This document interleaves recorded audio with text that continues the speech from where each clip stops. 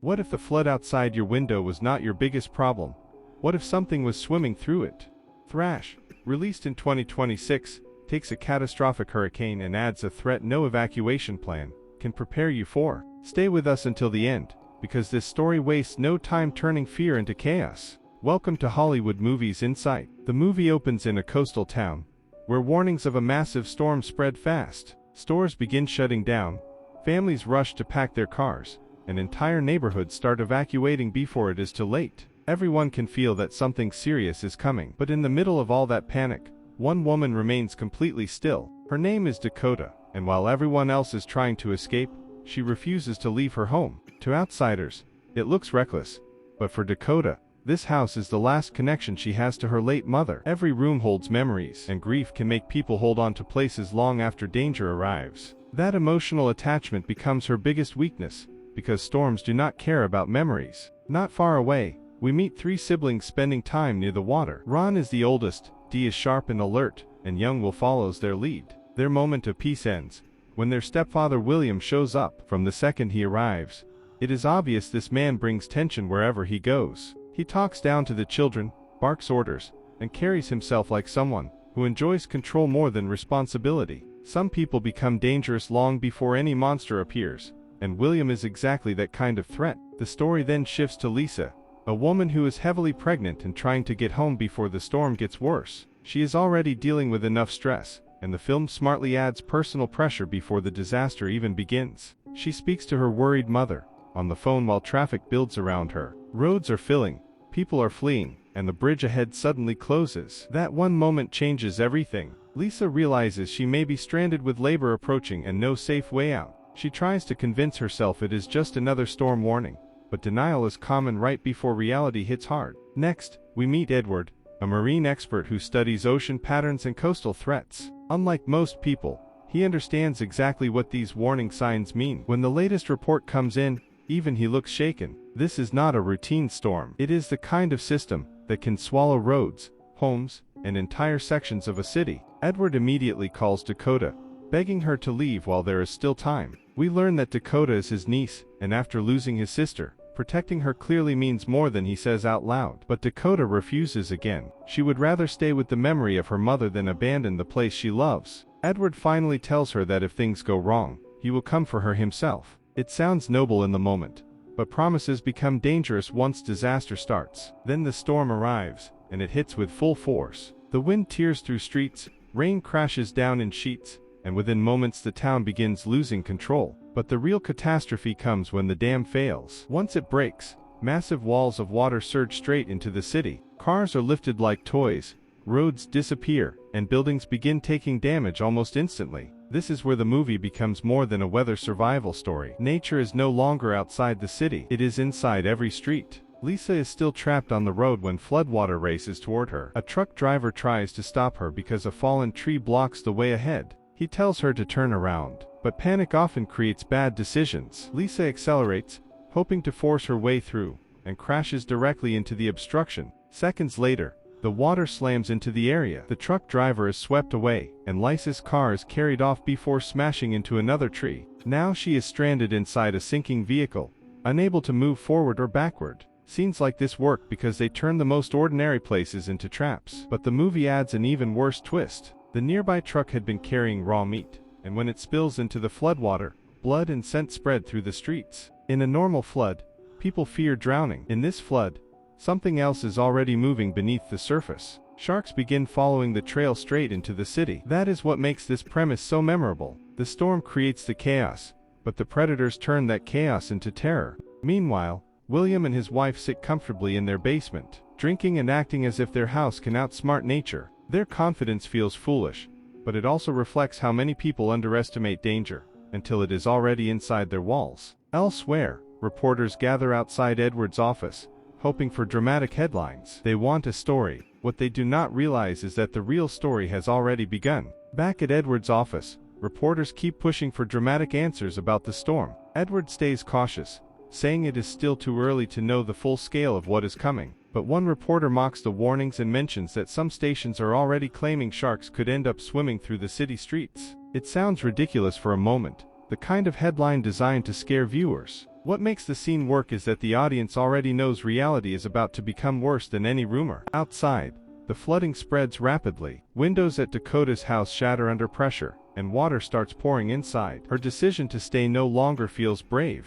It now feels like a countdown. At William's house, floodwater begins entering as well. Ron instantly understands how serious this is and tells William they need the life jacket stored in the car. Ron is one of those characters who becomes more likable under pressure because he reacts instead of freezing. William, on the other hand, still carries the attitude of a man who believes he can control every situation. Nearby, two rescuers navigate the flooded streets in a small boat, trying to reach stranded people. They hear Lisa screaming from her trapped car and move toward her. One of them promises to help while the other goes to grab something to cut her free. Then the water shifts. It is a subtle moment, but that is exactly why it is effective. Danger does not always announce itself. In an instant, one man is yanked below the surface. When he rises again, he is badly injured and in total shock. Seconds later, a shark attacks from behind and drags him away. The second rescuer barely has time to react before chaos explodes around him too. Dakota witnesses the attack from inside her house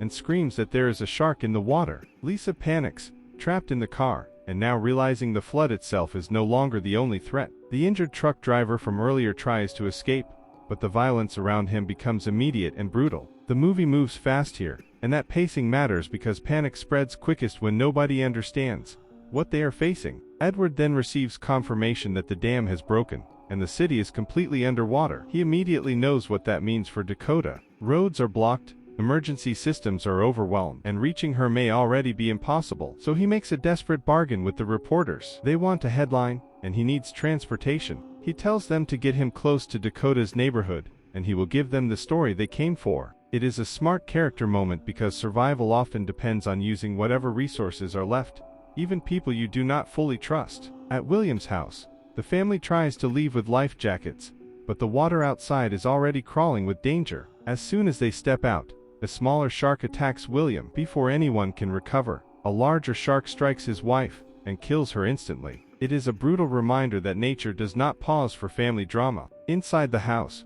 Ron, Dee, and Will are now trapped with rising water and sharks moving through the lower level. Dee struggles to hold a door shut as something pushes hard against it. From the other side, she slips, but Ron catches her just in time. Moments like this are simple, but they create strong tension because the house itself has become hostile. Every room is now a possible trap. The three siblings quickly try to come up with a plan. Ron decides they need bait to distract the sharks long enough to reach the car and escape. It is risky, but at least it is a plan. The problem is that all the meat is stored downstairs in the basement refrigerator, exactly where they least want to go. Meanwhile, Dakota's home is falling apart. A large tree crashes into the structure, damaging the house and making the flood even worse. Outside, Lisa is still stranded and crying for help. Dakota hears her but hesitates. Fear has kept her frozen until now, but Lisa's next words hit harder than the storm itself. She begs Dakota to save her unborn child. That single plea changes everything. Dakota grew up without a mother, and the thought of another child facing that same loss pushes her into action. Armed with only a knife and courage she did not know she had, Dakota steps into the shark-filled water and climbs onto Lisa's trapped car. She cuts away the branches pinning the doors shut and manages to pull Lisa free. This is one of Dakota's strongest moments in the entire film, because she transforms from a stubborn survivor into someone willing to risk her own life for another person. She brings Lisa back inside, but both women know that hiding there is no longer enough. Lisa says they need to signal for help, because waiting for rescue can be its own kind of mistake. Dakota climbs to the roof, uses a curtain, and writes a large message asking for help in hopes that a helicopter might see it. At the same time, Lisa's labor pains grow stronger. Dakota realizes the baby could arrive any minute, and there is no safe way to deliver a child inside a collapsing, flooded house. They now face an impossible choice: stay and risk drowning, or leave and face the sharks outside. At the edge of the city, Edward and the reporters finally arrive, only to discover that the roads have completely vanished beneath deep floodwater. Cars are useless now. If anyone is getting rescued, they will have to go in by boat. With roads completely gone, Edward and the reporters continue toward Dakota's neighborhood in a small boat, pushing through debris and rising water. Every minute matters now, because in disasters like this, distance is measured less by miles and more by how long someone can survive. Back at William's house, Ron prepares to head downstairs for the bait they need. Then William suddenly emerges from the floodwater, injured but still alive. Instead of gratitude, he immediately starts giving orders, and demands that Ron go outside for help. Even after nearly being killed, he has learned nothing. Ron tries to explain that the streets are full of sharks and leaving now would be suicide. While searching for supplies to treat William's wounds, Ron discovers paperwork revealing a harsh truth. William had been receiving money for caring for the children, yet he neglected them and kept everything for himself. It confirms what the audience already sensed. Some people do not need a disaster to show their cruelty. The disaster only makes it impossible to hide. When William realizes his secret is exposed, he attacks Ron. That decision becomes his final mistake. Ron fights back, and Dee joins in, shoving William into the water below. The sharks finish what they started. It is a brutal ending, but it works because William is ultimately destroyed by the same danger he dismissed while abusing everyone around him. The water he ignored became the thing that consumed him. With the shark distracted, Ron rushes to the basement and finds raw meat along with explosives. The siblings quickly put together a desperate plan,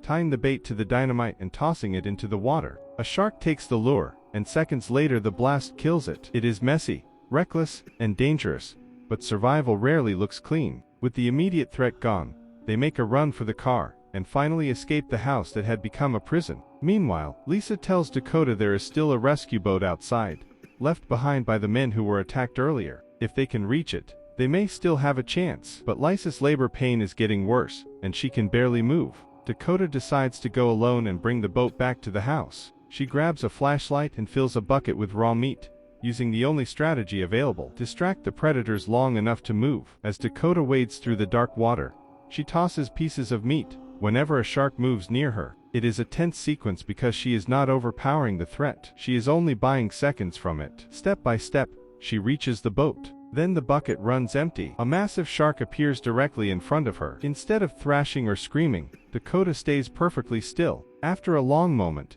the shark moves on. Sometimes survival is not about strength. It is about controlling panic when panic would get you killed. Inside the boat, Dakota finds a spear gun and immediately heads back. By the time she returns, the house is nearly collapsing under the flood. Lisa is floating on a mattress, trying to stay above the rising water as contractions intensify. Then, in the middle of all that destruction, she gives birth. It is one of the most powerful contrasts the movie offers. New life arriving at the worst possible moment. But the danger is not over. Blood in the water draws sharks closer, and Lisa is forced to protect both herself and her newborn child. Holding the baby high above the water with one arm, she grips a sharp object with the other and waits. When a shark lunges, she stabs it in the eye and forces it back. This moment matters because Lisa is no longer reacting like a victim. She is fighting like a mother. And that difference is everything. Dakota then spots another shark rushing straight toward them. She fires the spear gun, and kills it just in time. She brings the small boat to Lisa,